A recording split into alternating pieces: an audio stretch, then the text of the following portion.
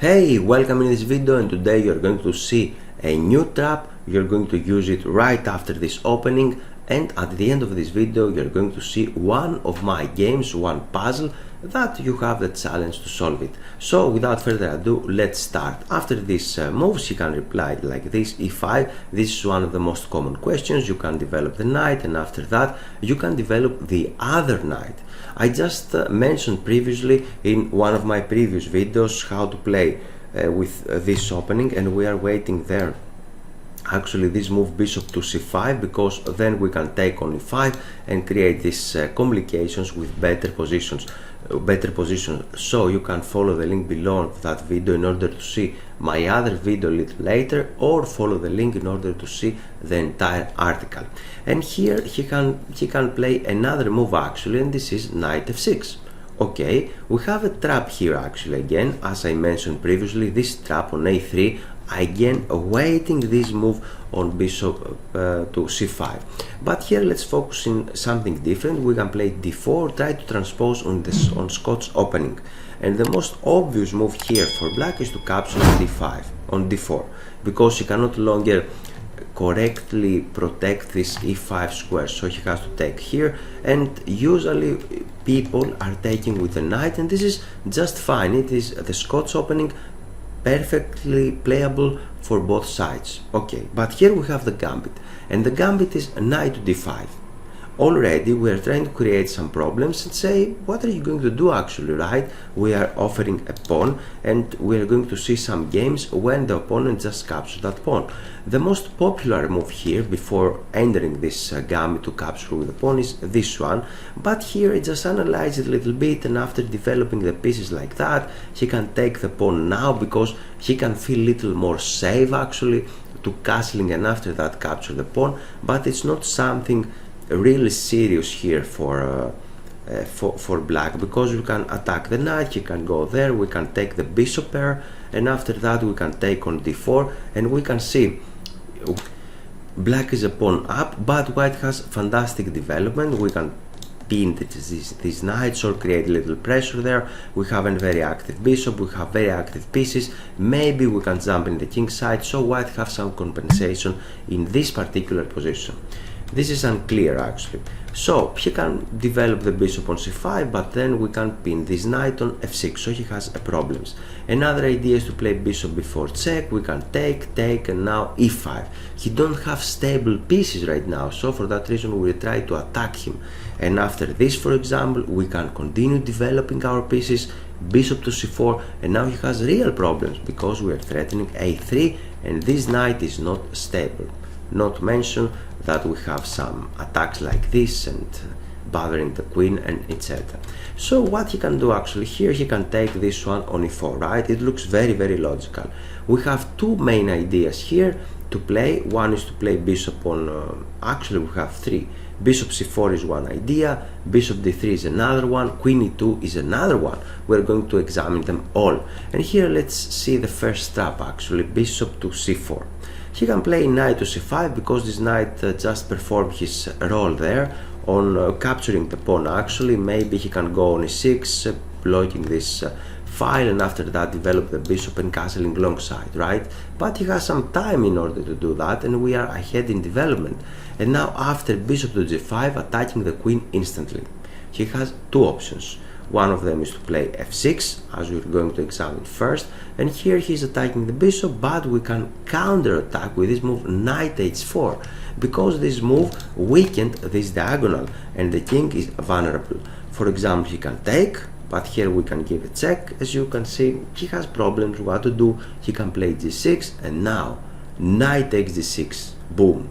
He can take this one, we can take the rook, but even better is to perform this checkmate. Alright, with this first line, let's go back. Another idea is to play knight to e7, and now we have knight e5. Knight e5. Already we are threatening something. I don't know if you can see it, because we have the bishop and knight, and if you know Legal's checkmate, something is there, right? Something is there. And we're threatening to give a check on c7, and after that to perform the checkmate with the bishop. So he played correctly here knight e6, tried to block this diagonal a2 g8, so we cannot take with the bishop on f7 at the end. So here, and he's threatening the bishop on g4 at the same time. And here white can play queen f3, once again threatening this scholar checkmate on f7. But wait a minute, black can just capture on g5, and now he's not only protecting this one, attacking the queen, and he has an extra piece and two extra pawns. However, white is winning. It's a checkmate in 3 moves here. Why? Because we have this tremendous initiative. You see, all of these pieces are extremely active and the black king cannot do anything at all. How to perform the checkmate? With forcing moves. The first one is very impressive, sacrificing the queen. He can take with the knight, and now again we need to open up the position, open up our pieces, and we can give this check. He can take with the pawn, and the final checkmate, the beautiful checkmate, is this one. At this point, I'd like to talk about the chess opening package, which contains Scandinavian Defense, Grand Prix Attack, and Belgrade Gambit. If you click in any of those links, you can see the detailed curriculum of the lessons. Each course contains theoretical videos and analyzed games. In total, we have 46 theoretical videos, which are more than 11 hours, and approximately 200 analyzed games. Only 1 hour of a professional trainer cost approximately 20 euros, and you can see here the outstanding final price of this package. If you're interested and you'd like to own this package, then you can click the link in the description of that video. And now let's examine another fantastic game. With white we have a player approximately 2300 FIDE rating, so he's very strong, and with black pieces we have a strong grandmaster with 2620, so he's a very strong player. Approximately on lead chess, you can imagine the white player could have approximately 2600 and the black player could have approximately 3000 elo or even more, so in order to understand their level. And here we have these opening moves again, knight c3, knight f6, and here white plays d4, try for the Scots opening, takes, and knight d5, our gambit. Black player just captured there, and here we have 3 main moves. I just show you what to do after this. I'm showing you in this game white just played bishop on d3, and in the next game I'm going to show you queen e2. So we have there, he's attacking the knight, knight back, and black player, it said, okay, I just capture a pawn, maybe I can block there, or maybe I can take your bishop, what you are going to do. So we have castling, knight there in order to secure his king, because white would like to have some compensation over the e file. And now we have c3, takes, bishop here, everything looks right. So we have rook e1, and after castling now we have something out of the blue. We have a strike out of the blue. It's white's turn here, and white player just played bishop takes on h7. Amazing, the Greek gift, because he is sacrificing the bishop, and after this now he give a check on g5. What is the idea actually? Of course, if he goes back, let's say, then the queen can jump forward on h5, and now he has problems here on h7. If he just captures here the knight, because it looks logical, then we have another check.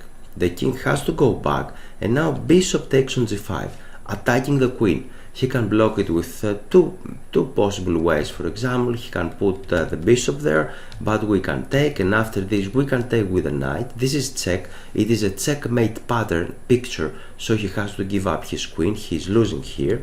Another idea is to put the knight there, but now we have another interesting option, and this is knight f6 check. Of course we have more, but this is one of them. He can take there, and after this we're threatening checkmate here on h8 as well. So he don't have a lot of things to do. For that reason, black player, after this first shock, he went out with the king on g6, and now we have h4, takes, bishop takes, f6, queen d3, king here, and now another really nice move. It's white's turn here, and white just captured that pawn, because after pawn takes we have this checkmate idea. During the game he tried this desperate counter sacrifice on f2. He just went there, he just captured the rook, giving up the queen, and after this check he went there. We have another check, knight there, Queen on g3, he's threatening this pawn, he's threatening a double check here, and white is winning, right? White is completely winning. And now let's jump forward to the last game.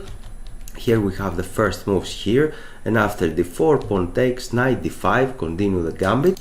During this game he just captured there, and now let's examine queen to e2, attacking the knight. f5, this is how the theory goes. And after knight to g5, what are you going to do here with the black pieces? Really now, he's threatening to capture your knight with his knight, he's threatening something like f3.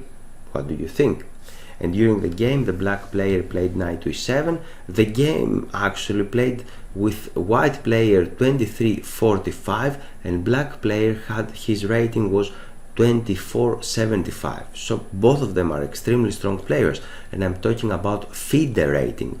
And here the best move, I hope you missed it, I had it on my computer many years ago, I found it, but it's not easy to remember everything during a game. And the best move here is d3, because we are sacrificing a pawn, and after that we have this fantastic jump in the center of the board, creating this square on d4. Now the queen has to go away.